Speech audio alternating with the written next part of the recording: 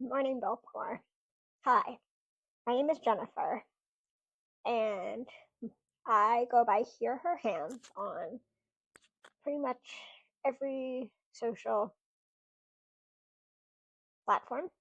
Um, so today I wanted to talk to you a little bit about why knitting and fiber arts and arts in general are political and why we can't really put that aside right now. So, for those of you who don't know, um, probably all of you, because most of you don't know me, my background is in cultural anthropology. So that means I studied how people in different cultures organize their societies and shape their environments. Um, Cultural anthropology is really important in this moment because it helps us understand how people's ways of seeing the world can help them adapt to change and also help us historically understand how to adapt at this moment and continue on. The first of all, art and textiles have always been used since time immemorial as a form of resistance when resistance was needed, both as literal espionage artifacts and also knitting can be a powerful way to find joy amidst the chaos of everything. Because the repetitive, focused movement of knitting can act as a calming mechanism and provides a sense of control and peace, even when life feels overwhelming, which is also why a lot of anxious people knit. Um, I'm a very anxious person. It's part of why I knit. Also, I know a lot of autistic people who knit because it's a more acceptable form of knitting.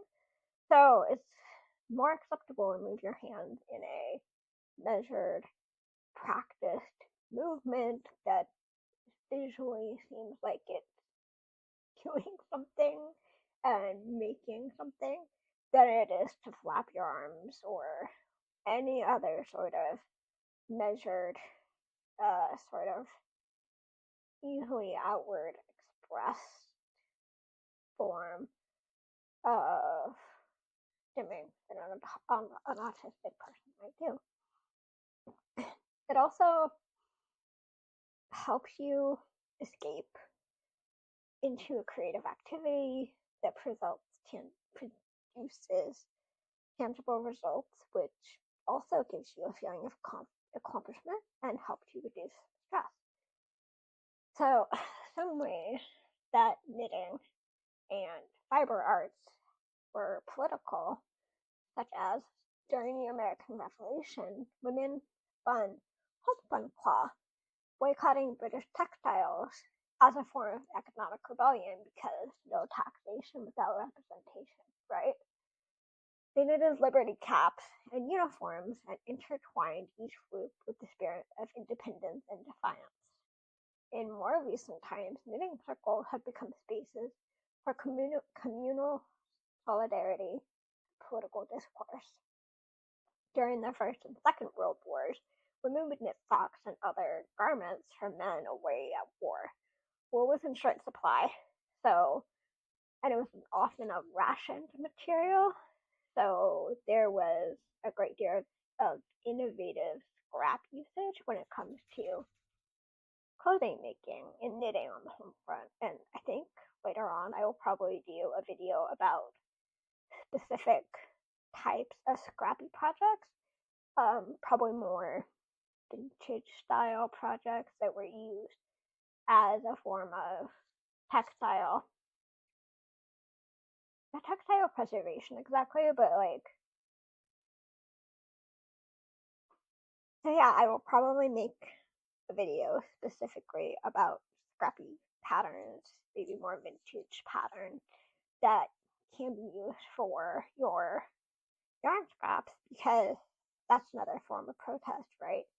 Um, Especially here in the United States as we look at as we're barreling towards extreme tariffs, we may need to be more innovative in how we use our yarn, even if you're like me and you have a sizable yarn stash, right?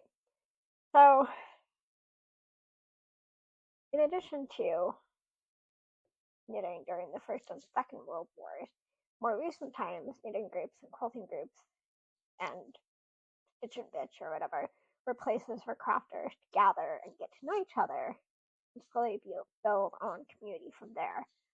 Like, I haven't had the pleasure of getting into that kind of community locally myself, but I definitely remember, right? My mother was a quilter, and my mother-in-law as well was a quilter, and both of them had large um, quilt groups that they were involved with, and these quilting community circles were ways for people to get to know each other and sew together, and it often was the foundation of their social circle.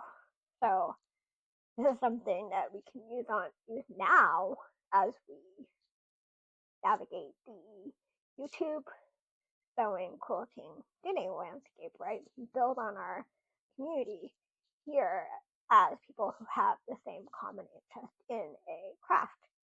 That's why we're also still talking about things like knitting, crochet, craft, quilting, and other types of art in a landscape that is evolving to be more scary and difficult to live in each day. These arts help us work together and create groups because how we show up and create public space is incredibly important, right? For connection, for community, and not to mention the joy. Like, when we stop finding joy in things, it's very easy for us to give up.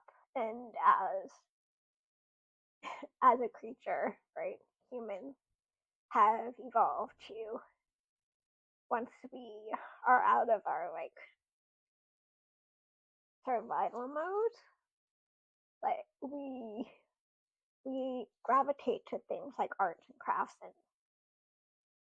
fibers because it gives us a sense of joy, a sense of accomplishment, and we need to remember that even though it feels incredibly almost hypocritical to find joy and find joy in things like knitting, anything, even from knitting to cooking to artwork, we need to keep finding the joy in those things because if we don't have joy, we really lose our will to fight, right?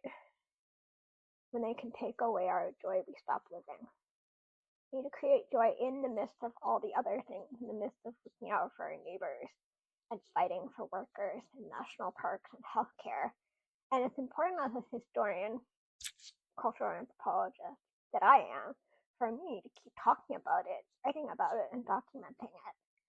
So I'd love it if you would tell me, where are you finding joy right now? What things are bringing you joy? Maybe what patterns specifically are you working on that you're finding enjoyable?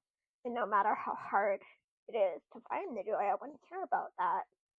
So thank you so much for taking the time to listen to me and find joy with me in these crafts. And hopefully we can keep working together as a fiber community here on YouTube and here in the greater world and support each other and find that joy, right? Thank you so much for listening. Bye.